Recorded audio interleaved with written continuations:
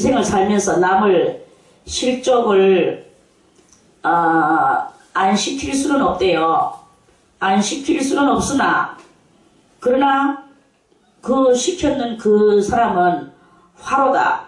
얼마만큼 화냐.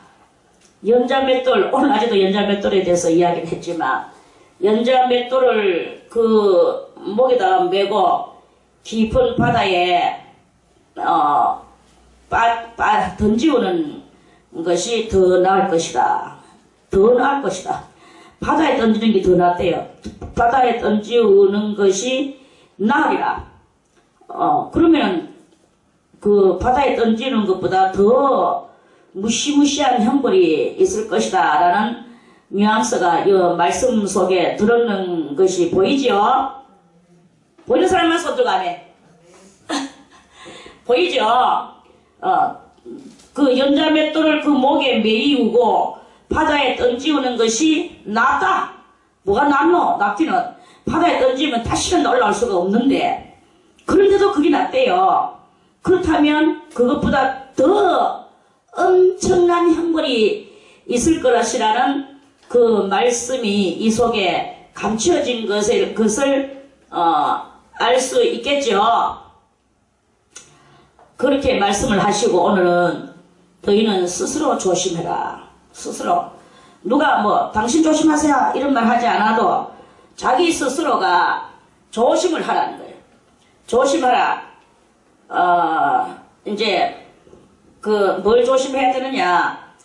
우리가 살면서 자기도 모르게 막 성질대로 사는 경향이 많거든요. 그래서 어떤 형제가 네 형제가 죄를 범했어. 죄를 범하거든 어떻게 해야 되느냐. 지금 우리 형제가 죄를 짓고 있어. 그러면 일단은 속으로는 경계를 하라 이거예요. 속으로는 경계한다는 건 뭐냐. 마음속에 바리케이트를 치라야 돼요. 그 사람한테. 예를 들어서 황인길 집사님이 죄를 지었다. 그 죄를 지었는데 내가 어이구야 이 죄 짓는 것이 내한테까지 번져져 올까봐 그걸 그래서 저기가 무슨 말하면 내가 딱 생각을 하고 경계를 한단 말이야. 바리케이트, 마음의 바리케이트 알죠? 바리케이트 하는 사람 손! 하지만 알죠? 바리케이트는 자동차 길 갈 때 옆에 자동차가 일로 빠지지 않도록 딱 쳐라는 거 알죠? 그게 바리케이트예요.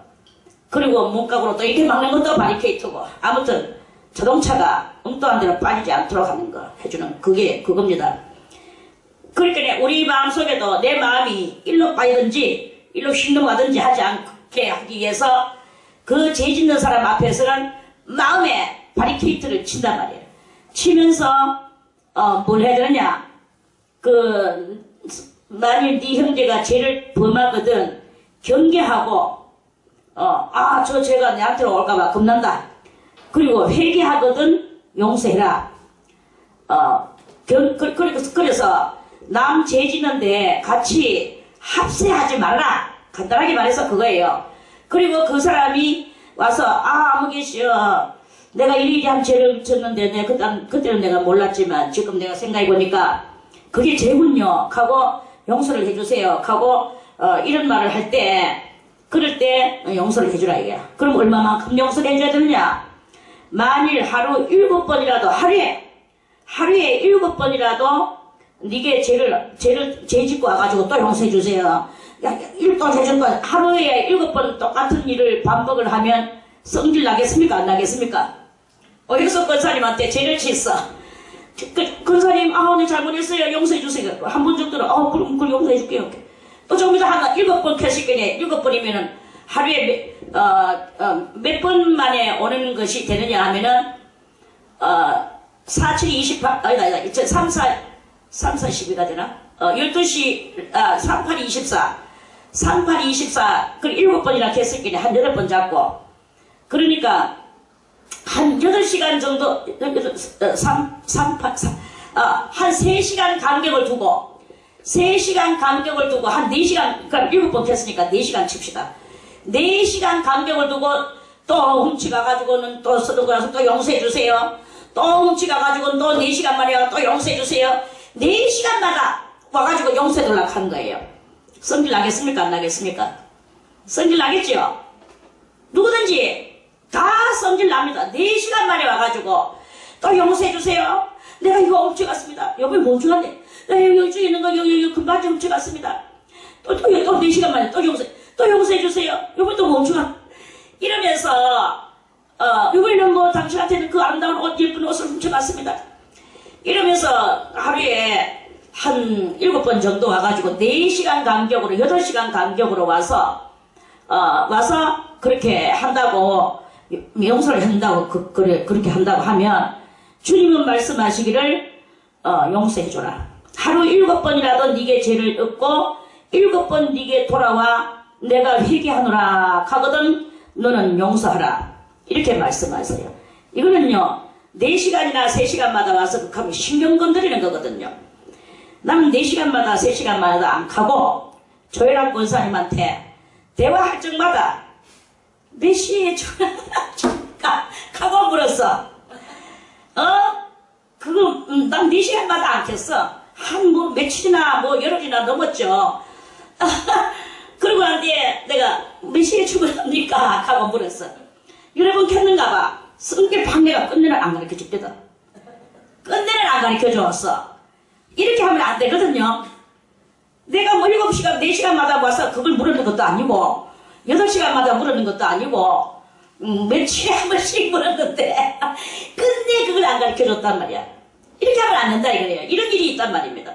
그런데 예수님이 말씀하시기를 하루에 24시간 동안에 7번 그러면 한 4시간 정도에 만에 와서 그런 훔쳐가고 용서를 빌고 훔쳐가고 용서를 빌고 또 뭐가 잘못해놓고 용서를 빌고 계속 이런 따위 짓을 하고 있는데 그런데 그거를 갖다가 한 번도 이 성과를 내지 않고 너는 그래 용서하노라 이렇게 하라 너는 용서하라 예수님께서 이렇게 말씀을 하신다는 것입니다. 오늘 이 4절 3절 4절을 읽는 여러분들이요 내가 며칠 만에 한번 물었는데 용서를 못 받았어. 그것도 용서 잘못해가지고 용서를 빌린 게 아니라 기억력이 없는 관계로 며칠 만에 열흘 만에 뭐 한 몇 달 만에 물었는데 내가 또 묻고 한다고 성질 나가지고 대답을 안 해주더라고요. 그러면 안 되거든요. 그러면 안 되는 거예요. 훔쳐서 가지고 가서 갔다 와서 용서를 빌어도 용서해 줘야 되고 또 뭐를 갖다가 뭐 어떻게 해서 무슨 잘못을 어떻게 해서 간에 하루에 7번씩 맨날 와보세요. 정말로 기싸대기 때려주고 싶지요. 그런 거는 우리 성제들 하면 기싸대기 때려주고 싶은 이야기입니다. 이건 하루에 7번 정도 이렇게 되면 4시간이나 정도 내가 또 와가지고 다 가져가가 놓고 또 용서를 빌고 이렇게 하면 누구 약 올리는 것도 아니고 니 뭐 약 올리는 거야? 하고 대만은 성질을 낸다 이거야. 그러니까 이건 뭐냐 그 사람이 죄를 짓고 7번 용서를 구하는 거를 주님은 말씀하시는 게 아니고 나를 보시는 거예요. 내가 7번 가든지 10번을 가든지 그 내 속에서 이 우러러 올라오는 정말 기싸대기 때려주고 싶은 이 마음을 하지 않는 그러한 그러한 사람을 그 사람을 용서를 받는 사람이 중요한 게 아니고 용서를 해주고자 하는 나의 이 성과를 주님께서 지금 훈련시키시고 계시는 것이다 하는 그런 말씀입니다. 용서하라 주님은 이렇게 하십니다. 여러분이요 이런 일이 좀 잘 없습니다. 놈이 뭐 4시간마다 와가지고 하루에 매일 종일 극하고 있는 그런 놈이 있으니까 이건 놈이라 하는 말이 저절로 나와. 그런 일이 없지만 그런 일이 있다 할지라도 너희는 그런 것들을 용서해주라. 이런 그 예수님의 말씀입니다. 할렐루야. 그래서 누가 뭐 약올리게 만들고 짜증나게 만들고 또 뭐 저 주방일을 한다든지 성전 청소를 한다든지 마당 청소를 한다든지 싹 씻고 나는데 쓸어놓고 이렇게 다 깨끗하게 저 얼마나 그 권사님이 지금 뭐 아주 구석구석이 다 후벼 파가 지금 다 해가지고 다 해놨거든요. 거기에 무엇이 와가지고 또 이것 집어였고 저것 집어였고 하면서 지지부리 권사님 깨끗하게 씻고 나는데 내가 이거 여타 보니까 이렇게 됐어요 용서해주세요 하면 성질해야 되겠습니까? 안 해야 되겠습니까? 이런 이야기가 이거예요. 우리의 삶 속에서 뭐가 있습니까? 생활 속에서. 가사일 속에서는 그런 것이고, 수도원인 이 생활 속에서도 그런 것이고, 또 설령 회사에 나가가지고도 매한 그 비슷비슷한 이야기들입니다. 회사에 나가가지고 내가 사무실 정리정돈 다 해놓고 서류 작성 다 해놨는데 멋이 와가지고 와 막 이렇게 놓고 와서 용서해주세요 용서해. 그래 알았어 용서해줄게요. 그런데 그거를 하루에 4시간 간격으로 가지고 그따위 짓을 해보세요. 회사에서. 그러면 저 사람들은 또 이 생각. 저 사람은 아무리 해도 썸질 않네. 내가 좀 무지를 놓고 해도 용서해주고 자꾸 그래 나를 다 이해해주더라. 요래하면서 예수 믿는다는 이유로 그렇게 해주면 그것을 도리어 이용해가지고 막 이렇게 하는 모습이 눈에 보이거든요. 눈에 보일지라도 그래도 주님은 이용을 당하는 마음이 들고 이렇게 하는 그런 일이 있을지라도 너희는 용서해주라. 이런 말씀이에요. 이게 뭐 때와 장소가 뭐 다르게 여기서는 하고 저기서는 안 되고 이렇게 하는 게 아닙니다. 주님은 우리 인생 생활 속에서 어디서든지 무엇을 하든지 이 성경을 읽는 모든 이에게 이 성경을 읽고 뭐 회사를 가든지 성경을 읽고 교회를 가든지 이 성경을 읽고 수도원을 가든지 이 성경을 읽고 여러분들의 가족들하고 생활을 하든지 간에 무엇을 하든지 간에 이런 일이 있다 이거예요. 있을 때 그런 것을 다 이 옛날에 가지고 있던 이 속성깔들을 다 버리고 그래 알았어 용서해줄게 이런 그 넓은 아량과 도량이 있는 그런 그 성도가 될 때 그 성도가 예수님의 말씀을 지키는 것이고 그 성도가 이제 들림받아 올라가는 성도가 안 되겠습니까?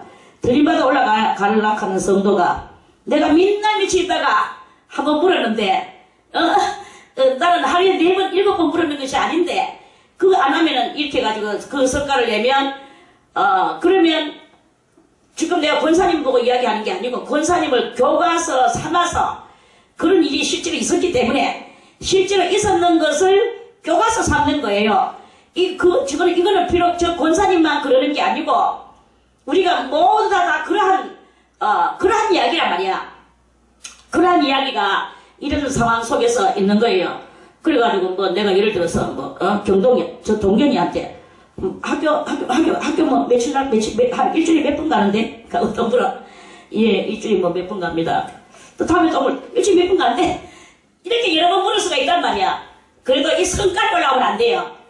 원장님은 이 정신을 까마귀한테 좀 줬기 때문에 나누어 줬기 때문에 원장님은 그렇다. 조용히 내 성깔을 내면 안 된다. 하나님과 내 사이 속에서 성깔을 내면 안 된다. 원장님은 까마귀한테 많이 조랑한 거 있어서 나중에 까마귀한테 배로 받겠지 뭐. 그러니까 내는 정확한 답을 계속 해주자.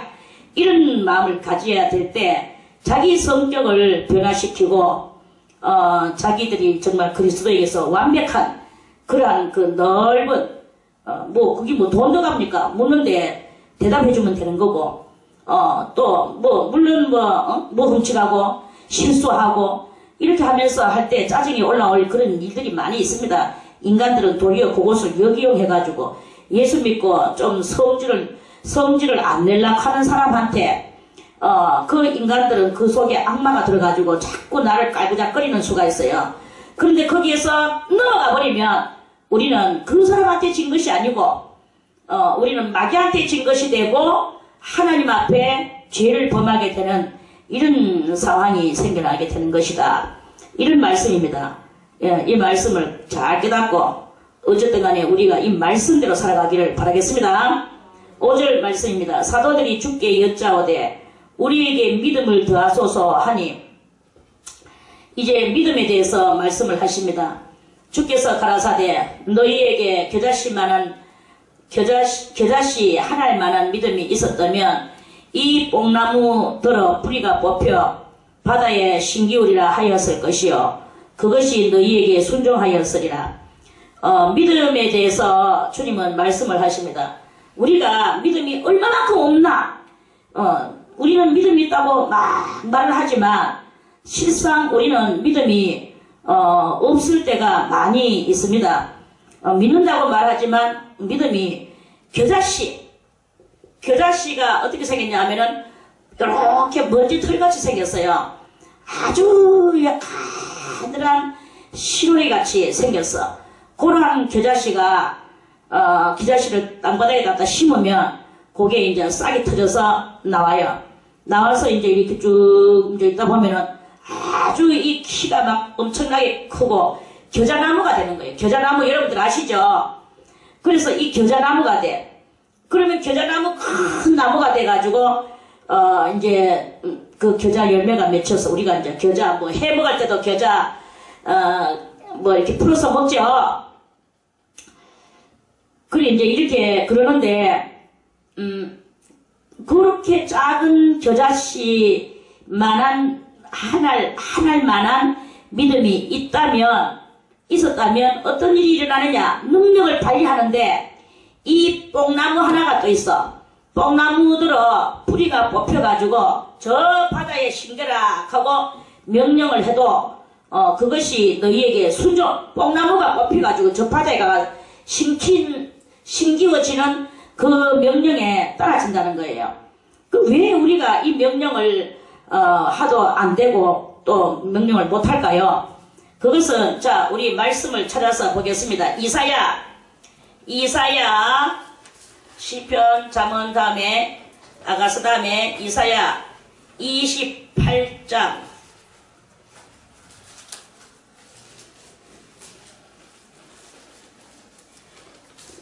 29장 이사야 29장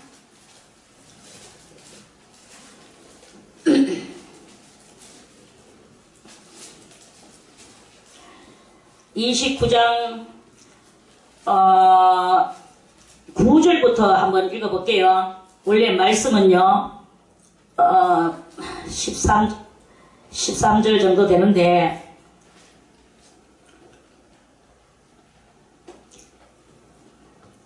자 9절부터 너희는 놀라고 놀라라. 너희는 소경이 되고 소경이 되라. 그들의 취함이 포도주로 인함이 아니며 그들의 비틀거림이 독주로 인함이 아니라 대저 여호와께서 깊이 잠들게 하는 신을 너희에게 부어주사 너희의 눈을 감기셨음이니 눈은 선지자여 너희 머리를 덮으셨음이니 머리는 선견자라. 그러므로 모든 묵시가 너희에게는 마치 봉안책의 말이라. 이 묵시는 이 성경 요한계시록의 예언책이에요. 요한계시록뿐만 아니고 이 이사야도 다 예언책을 보고 묵시라고 합니다. 묵시가 너희에게는 마치 봉안책의 말이라.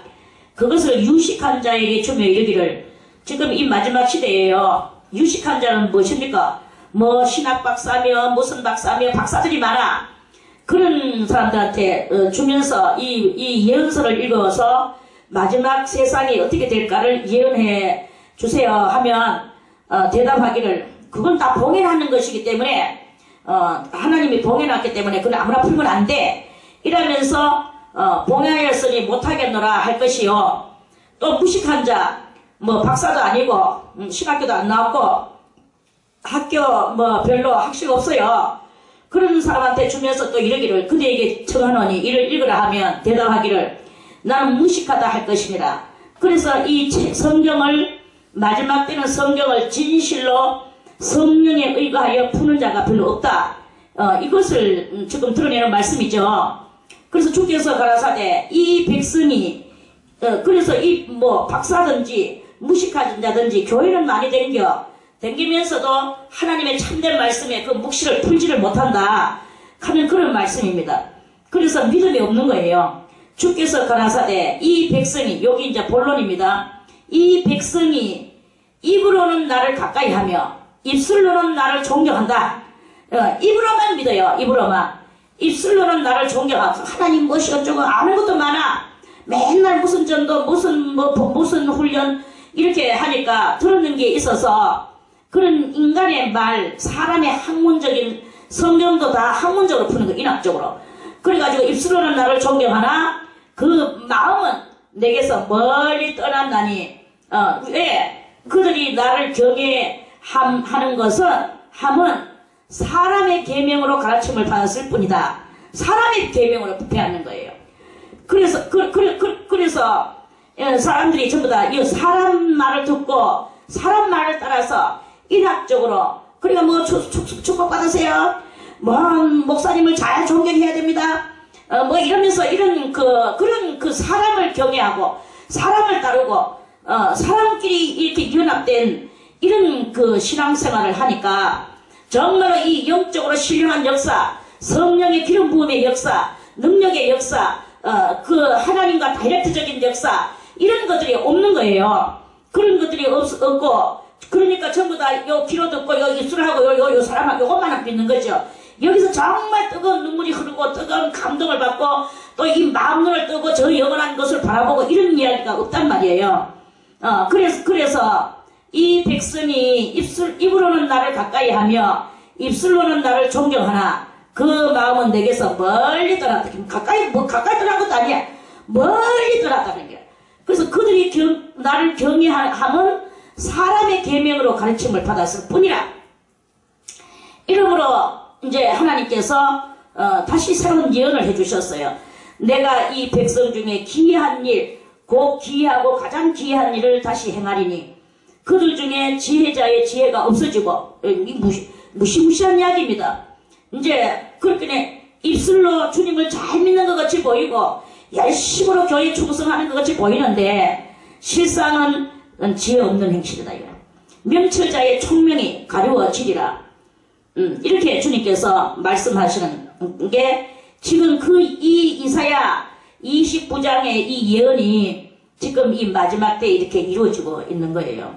이루어지고 있으면서 사람들이 다 그지만 마음으로 믿는 게 없고 다 입술로만 막 하니까 다서 와, 저 사람은 정말로 많은 것도 많아. 잘 믿는 것 같아.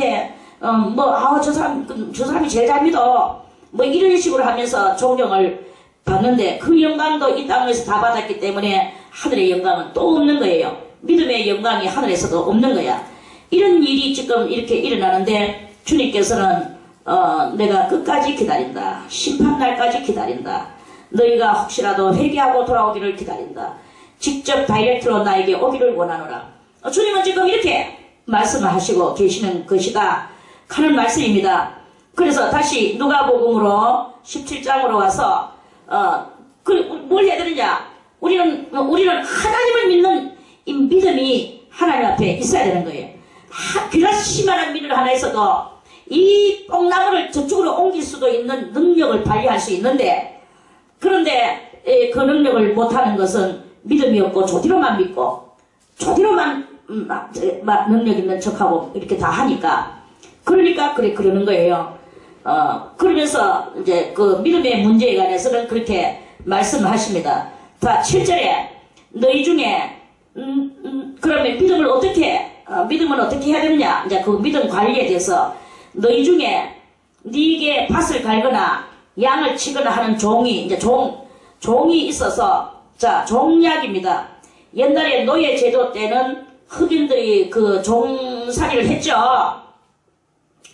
요새는 뭐 종이 없습니다. 그럼 요새는 또 종이 없지만 그래도 여전히 종이 있어요. 옛날에는 월급 안 주고 그냥 사와서 강아지나 뭐 이런 거, 소나 말같이 사와서 부려먹었지만 지금은 이제 월급을 주면서 부려먹으면 되거든요. 그래서 이제 어떤 종이 있어. 월급 주는 종이 있든 뭐 월급을 안 주고 그냥 사와서 부려먹든 아무튼 종이 있어. 종이 있어서 그 종이 이제 밭에 가 일을 합니다. 온종일 밭에서 일을 해. 밭에서 종이 있어. 밭에서 일하고 돌아오면 이 말이거든요. 종이 밭에 뭐 사탕밭에 가서 일을 하든 옥수수 밭에 가서 일을 하든 논에 가서 일을 하든 종은 밭에서 일을 해요. 일을 하고 돌아왔어. 해가 빠지니까 돌아왔어. 그러면 온종일 쉬고 말았지요. 여기 와서 앉아서 먹으세요 하면서 그 칼차가 있느냐? 없다. 도리어 와서 뭘 해야 되느냐? 밭에서 일하고 왔는 종한테 주인 먹을 것을, 저들은 내 먹을 것을, 내가 여기 주인이에요. 주인 먹을 것을 온종일 밭에서 일하고 와가 주인님 잡수실 음식을 또 만들어야 돼요. 이 종은 그리고 음식을 만들어서 주인님 상을 차려야 돼. 저녁에 주인님 상을 차려놓고 주인님이 잡수실 동안에 자기는 허리에 띠를 띠고 이제 구워 서가지고 주인 잡수시면서, 주인은 앉아서 잡수셔. 그러면 자기는 허리를 이렇게 약간 숙이고, 이제 주인 잡수실 때, 주인이 뭐를 많이 잡수시나? 김치를 많이 잡수시고, 김치가 지금 다 비워져 가고 있구나. 그러면 얼른 가서 새김치를 뜯다가, 그 담아가는 김치, 그거하고 볶아, 대체해야 되는 거예요. 그리고 또 생선. 주인님이 지금 생선을 많이 뜯어서 잡숫고 생선이 지금 비워져 가고 있어. 그러면 얼른 가서 새로운 생선을 접시를 또 갖다가 또 놔드려야 돼. 그래서 이 상이 계속 주인님이 풍성하게 많이 잡숫도록 그렇게 음식을 만들어. 그때까지 온종일 밭에서 일하고 아마 집에서 음식을 만들어서 상차렸는 이 종은 그 허리를 굽히고 이렇게 서서 계속 주인의 잡수시고 계속 리필을 해야 되는 거예요. 리필을 해서 상을 계속 수종을 들여야 되는 거예요. 수종을 들고 그리고 나서 주인이 잘 먹었다 하고 일어날 때 일어났다고 해서 주인이 니 덕분에 내가 잘 먹었어. 명한 구절에 명한 대로 명령한 대로 하였다고 종에게 살해하겠느냐? 안 한다 이거야. 잘 먹었다 하고 주인은 방 안으로 들어가는 거예요. 그러면 이제 그때서야 이 종은 자기가 그 자리에서 상을 치우고 거기서 남았는 찌끄레기를 먹고 또 씻고 자는 거예요. 이게 바로 종의 삶입니다. 이와 같이 그렇다고 그 종이 주인은 내가 온종일 일하고 왔는데 내가 밥을 해서 계속 리필시키고 리필해서 드리고 이래도 내보고 뭐 하나 줘 먹으라 하는 말씀 하나 안 하시더라. 이렇게 하는 그 사고가 이 종에게는 없다 이거예요. 그 종에게는 그게 없어요. 그러면 우리의 믿음이 어느 때에 솟아오르느냐? 믿음이 저절로 솟아오를 때는 우리는 이러한 종과 같이 이런 청지기 같이 여기 10절에 있죠. 이와 같이 너희가 바로 누구예요? 오늘 우리들이에요. 이 말씀을 읽는 우리들. 이와 같이 너희도 명령받은 것을 다 행한 후에 이르기를 명령받은 것을 다 행했어. 그러면서도 말하기를 뭐라고 말하느냐? 우리는 무익한 종입니다. 무익이 뭐예요? 주인에게 유익을 드리지를 아직 못했습니다. 이렇게 말을 한다는 거예요. 우리의 지금 이렇게 밭에 일하고 밥하고 수종 들고 음식 리필하고 이것은 마땅히 우리가 할 일을 한 것뿐입니다. 이렇게 말하는 이 정신이 있는 그 사람이 믿음 있는 사람이다 하는 그런 말씀입니다. 여러분이요, 이 종과 같이 행동을 불평 없는 행동 우리는 마땅히 해야 될 것이고 주인님한테 우리는 하나님 앞에 우리는 아무 덕을 하나님 앞에 우리는 어떤 유익도 끼친 것이 없습니다. 이런 마음을 가지는 이러한 자세가 바로 이 종의 자세요. 하나님의 진실한 성도의 자세요. 이런 사람은 바로 뭐 때문에 그렇게 하느냐? 이렇게 할 수 있는 것은 아무도 그렇게 할 수 없다. 이 종과 같이 할 수가 없다. 그런데 이 종과 같이 이렇게 할 수 있는 사람은 속에 믿음이 있는 자만이 그렇게 할 수 있는 것이다. 속에 믿음이 있고 하나님께서 장차 우리들에게 어떻게 하실 것을 아는 사람은 이렇게 나는 무익한 종입니다.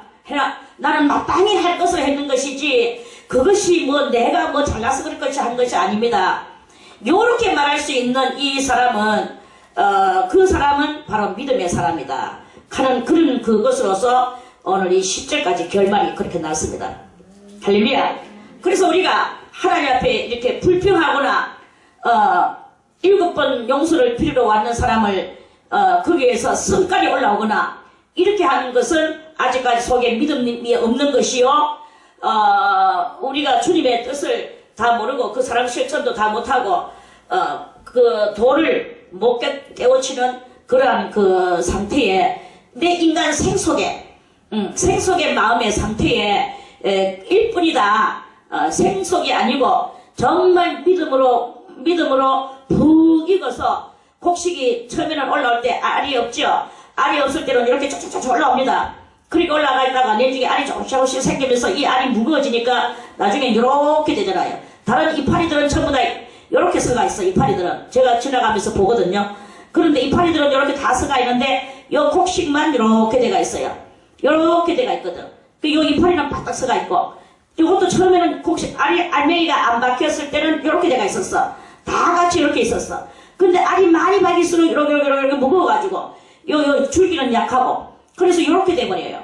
이거와 마찬가지입니다. 우리의 인간의 이 모든, 그런 모습들 중에서, 믿음의 농도수가 센 사람일수록, 우리의 삶에서 모든 일하는 속에서 살지만, 믿음의 농도수가 센 사람일수록, 요렇게 되어져 가는 그런 우리의 모습이 익은 곡식과 같이, 그렇게 되어지는, 그러한 우리들이 되어질 수 있는 거예요. 그래서 겸손하지 않고 믿음이 있다 하는 거는 거짓말이에요. 거짓말은 얼마만큼 하나님 앞에 무시무시한 이야기인지 압니까? 요한계시록의 뒷머리 보면 이런 말씀이 있습니다. 너희가 여기에 있는 이 모든 말씀들 중에서 거짓말로 더 치어서 보태면, 그러면 지옥에 들어가가지고, 그 거짓말, 받아야 될 용량이 있는데, 거짓말 했는 사람은, 지어내기를 좋아하는 사람은, 거기서 그 지어내는 그만큼 더, 갑절로 그 형벌을 받는다고 그랬어요. 그리고 이 진리를 아는데도 불구하고 또 입 꼭 다물이고, 나는 말하기 싫어. 나는 말 안 할 거야. 예수님 너희들 믿더니 말더니 내 말 잘 믿으면 되지. 하고 입 꼭 다물이고 있으면, 그걸 천국에 가가지고 또 많은 영광과 축복을 받을 것인데, 거기서 잠깐, 어머야, 주님, 내가 이거 조금 더 받아야 되지 않습니까? 네가 너무나, 네가 나를 부끄럽게 여기고, 네가 나를 별로 나타내지 않았기 때문에, 그래서 네가 아는 만큼 삭감되는 것이다. 이렇게 말씀하시는 거예요. 그리고 우리가 아는 것은 아는 그대로, 모르는 것은 모르는 대로, 거짓말로 지어내면 안 돼요. 이런 거짓말하는 형벌이 얼마나 센지 압니까? 무시무시한 형벌이 거짓말쟁이들을 위하여 기다리고 있습니다. 그래서 우리는 거짓말을 해도 안 되고, 더 보태도 안 되고, 그러고 안 해도 안 되고, 이렇게 그런 정확한 삶을 살고, 주님을 겁과 두려움과 떨림으로, 그렇게, 두려워하면서 그렇게 해야 되는 거예요. 겁 없이 아무렇지 입에서 혓바닥에서 나오는 대로 거짓말을 한다든지, 아니면 하고 앉아있다든지, 이건 다, 주님 앞에 큰일 납니다. 그리고 우리가 항상 이 죄와 명철과 총명을 가지고 살 때, 거짓말을 해서는 안 됩니다. 차라리 천국에 가서 축복을 조금 덜 받는 것은 낫지. 어쨌든 간에 천국은 가니까. 그런데 거짓말은 지옥 가가지고 형벌을 더 많이 받는 거예요. 그것을 여러분들이 한번 영적으로 한번 하나님이 보여주신다 하면, 보기만 해도 하고 막 소리를 안 지를 수 없는 무시무시한 일이 있습니다. 거기에서 여러분들이 주인공이 돼가지고 막 당하고 싶습니까? 그러니까 우리가 항상 이 말을 주의를 하고, 거짓말을 하지는 말기를 바라겠습니다. 자, 11절 말씀입니다. 이제 믿음의 문제에서는 그렇게 하고, 겸손하게 종과 같은 심정으로 하나님을 믿는 믿음으로 열과 성을 다해서 충성하는 거예요. 그리고 용서해 주는 거예요. 성과를 안 내는 거예요. 이것이 믿음입니다. 그리고 예수께서 예루살렘으로 가실 때에 사마리아와 갈릴리 사이로 지나가시다가 한 촌에 들어가시니 문둥병자 10명이 예수를 만나 멀리 서서 소리를 높여 가로되 예수 선생님이여 우리를 긍휼히 여기소서 하거늘 보시고 가라사대 가서 제 사람들에게 너희 몸을 보이라 하셨더니 저희가 가다가 깨끗함을 받은지라.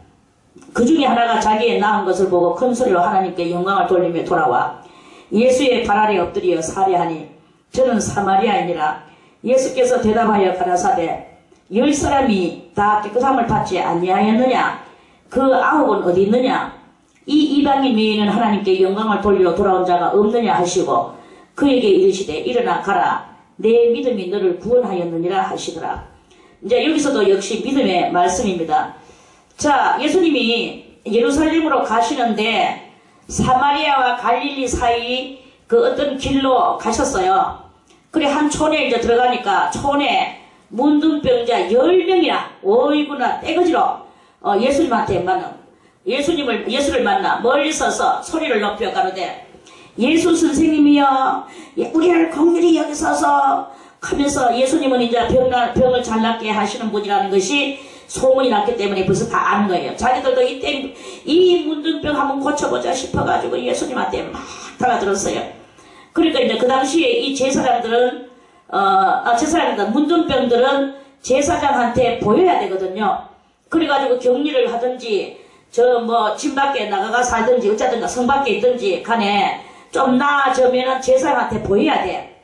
그러면 제사장이 그것을 또 격리해서 일주일을 격리하고 또 일주일 가서 보고 또 일주일을 격리하고 이렇게 해가지고 그 문둥병이 확장이 되지 않으면 우리 월화마다 제가 레이기 말씀을 전하면서 문둥병에 대해서 말씀 전하는 거 들었죠?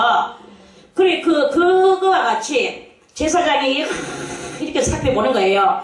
그래 보다가 이제 그것이 더 도지지 않을 때 낫는 것이라고 생각하고 다시 또 일주일을 격려하고 이렇게 하면서 계속적으로 이제 낫게가 나중에 그 제사장과 아울러서 이제 그 염소와 양을 갖다 바치고 그것도 못 갖다 바치는 사람은 비둘기 2마리를 가져가가 새 2마리를 가져가서 그렇게 바치고 이렇게 하면서 그 제사를 이제 그 문둥병 나는 제사를 드리는 그런 이제 그 율법이요. 그나라 사람들의 법이에요.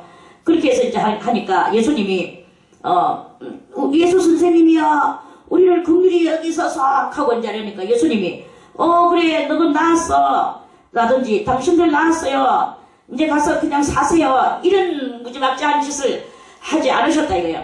이 문둥병은 제사장한테 꼭 그 인정을 받아야 돼요. 다 나았다 하는 인정. 이 제사장한테 인정을 받아야 돼. 그 제사장은 여기서 무엇을 상징합니까? 하나님이죠. 그리고 그 나라의 법이죠.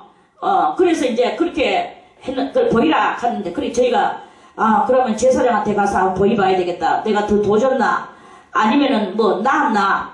저 예수 선생님이 가보라 하니까 아마 어떻게 제사장이 무슨 말을 할지 가봐야 되겠다 하고 이제 10명이 다시 이제 제사장한테로 가는 길에 이 10명이 막 싹둑 깨끗하게 나는 거예요. 그래 깨끗하게 나는데 제사장한테 가가지고 다시 진단받을 필요가 없어. 필요가 없이 깨끗하게 몸이 막 깨끗하게 나오니까 막 살결이 막 난리를 쳤는데, 그런데 다시 본 살결로 쫙 이렇게 돌아오는 거예요. 그러니까 그랬는데 그 10명이 다 깨끗함을 받았어. 예수님이 누구는 나사주고 누구는 안 나사줄 분이십니까? 아무튼 10명이 깨끗함을 받았는데 그 다른 사람들은 제사장한테 갔는지 아니면은 자기들은 갔는지 그 사람들의 행적은 성경에 나오지 않았으니까 모르겠습니다. 그런데 이제 그 중에서 2종류의 사람들이 있을 거는 분명해요. 이게 깨끗하게 나왔구나. 제사장님한테 가면 제사장님이 병이 나았다고 할 거야. 어쨌든 제사장님한테 가가지고 마지막 도장 찍자. 다 나았다는 도장 찍자 하고 아주 율법적으로 생각을 하고 제사장님한테 가는 사람들도 있을 것입니다. 그리고 어떤 사람은 저 사람한테 갈 거면 어디다 나서는데 이러면서 하나님 앞에 다 나았는 제사를 드리지도 않고 자기 멋대로 돌아가는 이런 사람도 있을 것이고, 그리고 한 종류의 사람은 예수님한테 돌아온 거예요. 돌아왔어. 이렇게 3종류의 사람이 있을 거라고 우리는 가상을 하고, 한 종류는 가상할 필요도 없이 돌아왔고, 2 사람은 가상 속에서 지금 우리가 이렇게 말씀 속에서 우리가 이렇게 깨달아 볼 수가 있습니다. 자, 그러면 여기서 하나님 앞에 우리의 이 문둥병과 같은 죄병, 죄를 죄인 줄도 모르고 죄를 물 마시듯이 마시고 이것이 죄인지 저것이 죄인지 맨날 성깔 내고 내고 혈기 내고 또 음란하고 또 여러가지 그런 거 하고 이렇게 하면서 우리들이 자기 육신의 정욕과 안목의 정욕과 이색의 자랑을 따라서 그렇게 사는 이런 문둥병이에요. 내가 이렇게 살면 죄지 않느냐, 이건 죄다, 이렇게 하면서 그걸 가지고 마음 아파하고 양심 아파하는 사람은 그런 문둥병이 아닙니다. 그걸 죄인지도 모르고 그냥 그대로 살았던 그 사람은 문둥병이었어요. 제 문둥병. 이 제 문둥병이 걸려 있었는데, 그런데 오늘 이 제 문둥병을 깨달았단 말이야. 깨달아서 어떤 사람은 어디로 갔느냐? 제사장을 찾아갔어요.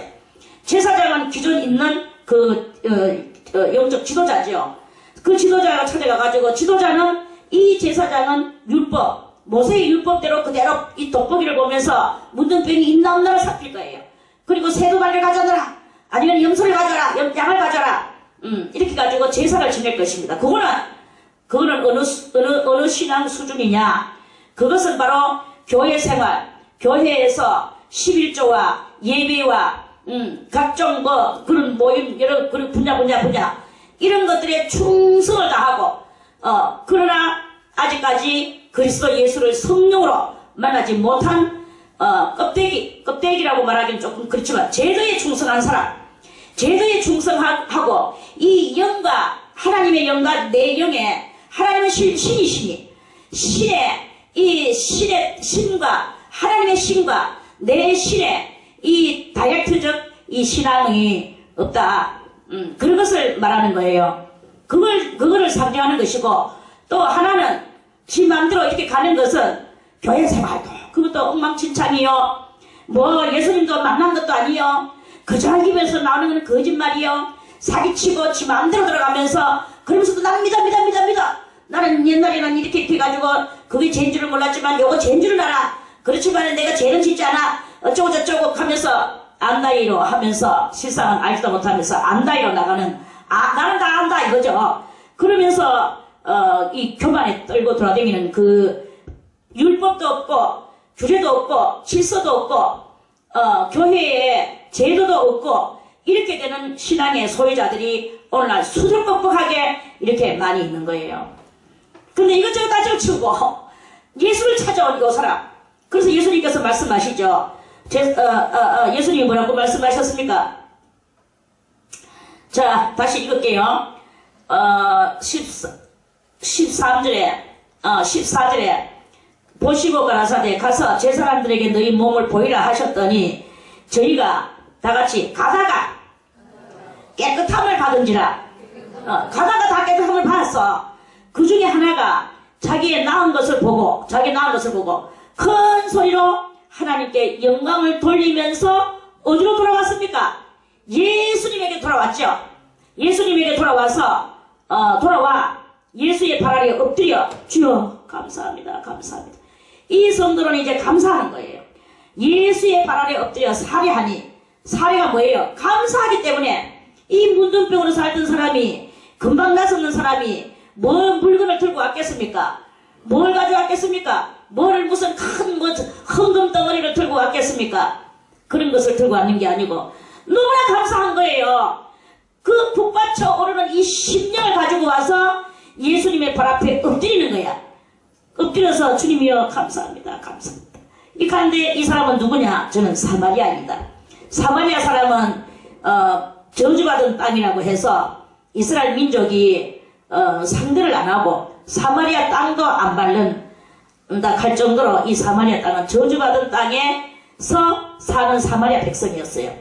그럼에도 불구하고 하나님의 큰 예수의 은혜를 받고 문둥병이 나왔는데 이 사람은 주님 앞으로 돌아왔어요. 그리고 예수께서 대답하여 가라사대 10사람이 다 깨끗함을 받지 아니하였느냐? 예수님 벌써 안 받아 알아요. 가서 제사장한테 보이라 했는데 이 사람들이 그때 낫기도 전에 이제 예수님 말씀하시고 가다가 나서버리는 거야. 그리고 예수님은 사실 낳는 거 보지는 못했어요. 그런데 이 사람들은 낳았거든요. 낳는 것을 예수님은 아시거든요.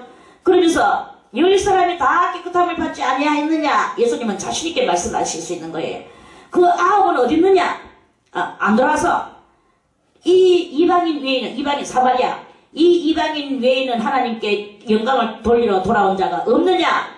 하셨는 거예요. 하시고 그에게 이르시되 일어나 가라. 네 믿음이 너를 구원하였느니라 하시더라. 그러니까 이렇게 이 종류가 크게 말해서 세 종류의 예수 믿는 하나님을 믿는 사람들이 있는데 윤리와 규례와 제도, 교회의 제도 따라서 그래가지고 그거에 따라서 이렇게 하는 사람이 있고 그렇지 않으면은 다 또 지 맘대로 뭐 율법도 없고 하나님 앞에 신령한 것도 만나지도 못하고 그렇게 뭐 와드리가들 하면서 믿는 그런 사람도 있고 주님 앞에 돌아와서 정말로 북받치는 심정을 가지고 감사하는 일하는 사람도 있고 있습니다. 그 우리는 어떻게 해야 되겠느냐? 북받치는 심정이 있어야 되는 거예요. 주님 앞에 주여 내가 죄를 몰랐는데 오늘 이 말씀을 읽다 보니까 정말로 내가 문둥병이었군요. 제일 문둥병이었군요. 깨닫지 못했군요. 이제 내가 이것이 죄인 줄 알았습니다. 저것이 죄인 줄 알았습니다. 이런 것을 아는 것이 바로 문둥병에서 돌아오는 거예요. 왜? 문둥병은 걸리는 순간에 이 몸에 감각이 없어지는 거거든요. 죄를 죄인 줄 모르는 것은 제 감각이 없다는 뜻이고 그게 바로 문둥병이라는 뜻이고 이제 이것이 죄구나라는 것을 알았다는 것은 문둥병이 치료가 됐다는 뜻이고 되는 것은 그 다음부터는 아는 것은 자기가 고치면서 나가는 게 바로 믿음이에요. 믿음이 있는 사람만 고치면서 나갑니다. 내 믿음이 너를 구원하느니라. 자기 믿음으로 깨달았다 나는 깨달았다 이거는 이러면 안 되는구나. 이 혈기를 내면 안 되는구나. 이 음란을 하면 안 되는구나. 이런 그런 것을 하면 안 되는구나. 이런 안목의 정력을 발산하면 안 되는구나. 이런 것들을 깨달는 것까지는 좋은데 이제는 그것을 자기가 안 하는 거예요.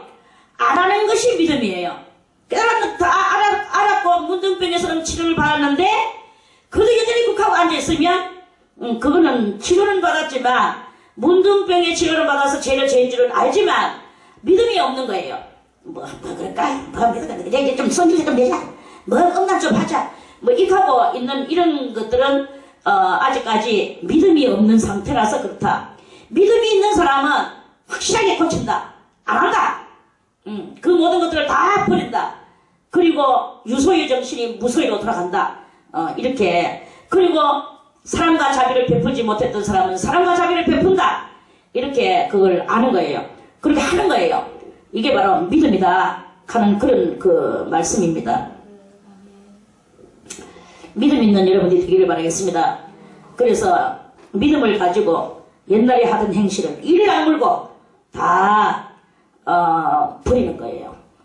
자, 다시 이제 믿음의 말씀은 그렇게 하고 지금 또 하나님의 나라에 대해서 20절에 바리새인들이 하나님의 나라가 어느 때에 임하나이까 물었어요. 예수님한테 제자들이 바리새인들이 물었어. 예수께서 대답하여 가라사대 하나님의 나라는 볼 수 있게 임하는 것이 아니다. 뭐 동쪽이가 하나님의 나라다. 서쪽이가 하나님의 나라다. 이렇게 말할 수 있는 것이 아니다 이래요. 또 여기 있다 저기 있다고도 못하리니 하나님의 나라는 너희 안에 있느니라. 자, 너희라는 말은 복수입니까? 단수입니까? 응? 복수라고 생각하는 사람 손. 단수라고 생각하는 사람 손. 단수라고 생각하는 손. 못 없어? 너희라는 말은 복수에 여럿이가 모여서 너희가 되는 거예요. 만약에 단수 같으면 너! 이렇게 되겠죠? 너! 단수입니까? 복수입니까? 그건 단수죠. 그렇게 너희예요. 너희. 그리고 너희와 아울러서 우리예요. 우리 안에. 그럼 너희 안에. 우리가 주님이 말씀하실 때는 너희 안에. 내가 말할 때는 우리 안에. 오케이? Understand? 그거예요. 자, 너희 안에 있느니라. 이거를 어떻게 우리가 해석을 해야 되겠습니까? 또 제자들, 그래놓고 주님께서는 이렇게 말씀하십니다. 또 제자들에게 이르시되 때가 이르리니 너희가 인자의 날 하루를 보고자 하되 보지 못하리라. 사람이 너희에게 말하되 보라 저기 있다 보라 여기 있다 하리라. 그러나 너희는 가지도 말고 쫓지도 마라. 예수님이 여기 있다 저기 있다 하나님의 나라가 저기 있다. 야 그게가 멋지더라. 또 천국 같더라. 뭐 이런 말을 하면서 여기저기 몰려다닌다 이거예요. 그렇게 다니는 그것이 아니다 이거예요. 그러면서 노아의 홍수 때를 비유를 하시고 또 롯이 소돔성 멸망할 때를 비유를 하시고 이렇게 하면서 우리들한테 천국에 대해서 알려주시려고 합니다. 이 천국은 뭐가 천국이냐?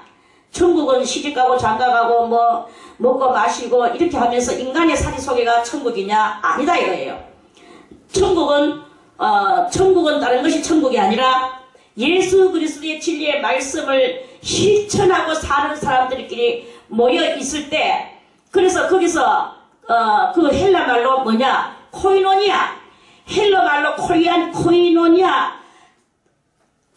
코이노니아인데, 코이노니아를 한국말로 번역을 하니까 사랑하는 성도들과의 교제를 즐거움을 나누는 것, 요런 거예요.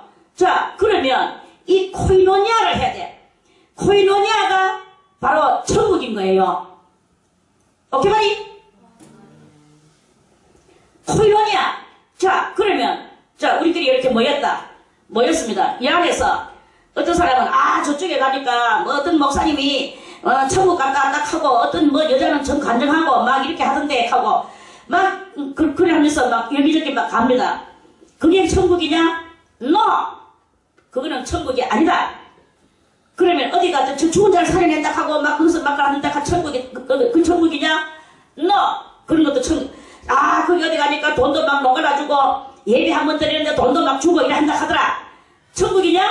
No! 일단 천국이 아니다 이 거예요.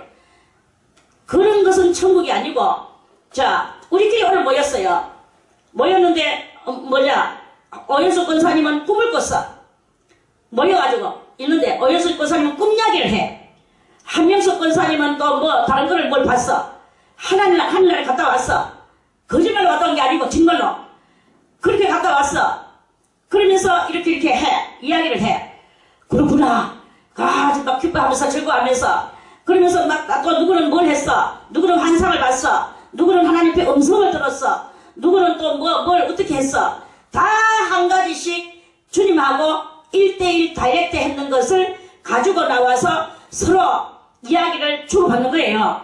주고받으면서 거기서 화목하게 하면서 이제 그걸 가지고 서로 끼 맞추면서 네가 받는 것은 무엇이며, 네가 들었는 것은 무엇이며, 네가 체험했는 것은 무엇이며, 이걸 다 끼워 맞춰가지고 서로 서로 공유하는 거예요. 공유. 네 것도 내가 받아들이고 내 것도 네가 받아들이고, 이렇게 하면서 공유.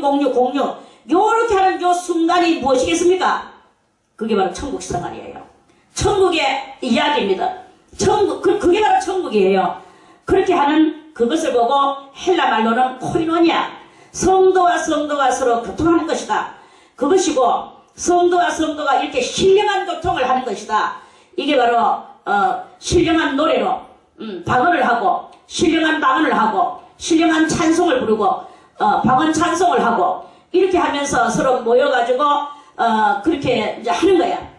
그리고 이제 다가 그렇게 하지 않을 때, 그걸 경험 못하는 사람도 그 옆에 앉아서 그걸 같이 듣는 거예요. 나는 어저께 본 것은 없지만 그것을 듣기만 해도 내 가슴이 설레요. 이 사람도 같이 지금 천국 생활하고 있는 거예요. 다 꼭 뭘 체험해야만 되는 건 아니야. 체험 안 해도 그 자리에서 같이 마음으로 영으로 공유하고 같이 기쁨과 즐거움을 공유하는 게 그게 바로 천국이다 하는 그런 말씀입니다.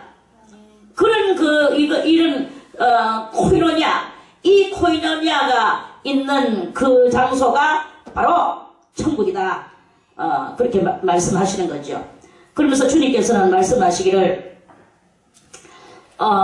이제 쭉 뒤에는 이제 또 말씀을 드렸고, 이제 마지막 때가 되면 온 세상은 다 멸망한다. 노아 때 멸망하듯이 멸망할 것이고, 롯의 때 멸망하던 것이 멸망할 것이고, 이제 다시 한번 7년 대환란으로 인하여 이 세상은 멸망한다. 그럴 때 너희는 어떻게 해야 되겠느냐? 항상 코이노니아를 하여라. 저희가 대답하여 가로되 37절에 주여 어디 오니까 어떻게 해야 코이노니아를 할까요? 코이노니아를 해야 되는 거예요. 죽음이 있는 곳에는 독수리가 모이느니라. 독수리는 사탄을 상징하고 죽음은 사망을 상징하죠. 그러니까 이거는 멸망당하는 곳의 상징. 너희는 그런 곳에, 죽음이 있는 곳에 가지 말아라. 거기는 사탄이 있는 곳이다. 영이 죽는 곳에는 가지 말아라. 그래서 코이노니아를 하는 곳에만 있어라. 주님이 이런 말씀을 하시는 거예요. 코이노니아 한다고 너희가 이렇게 하고 있을 때도 거기서도 하나는 데려감을 당하고 하나는 버려둠을 당하는 이런 일이 있을 것이다. 너희는 어쨌든 간에 다 같이 우리는 어쨌든 간에 데려감을 당해야 됩니다. 데려감을 받아야 됩니다. 그거예요. 이거를 하라. 이런 말씀입니다. 할렐루야. 이래서 17장 말씀은 끝이 났습니다. 다음에 18장 말씀을 또 드리겠습니다.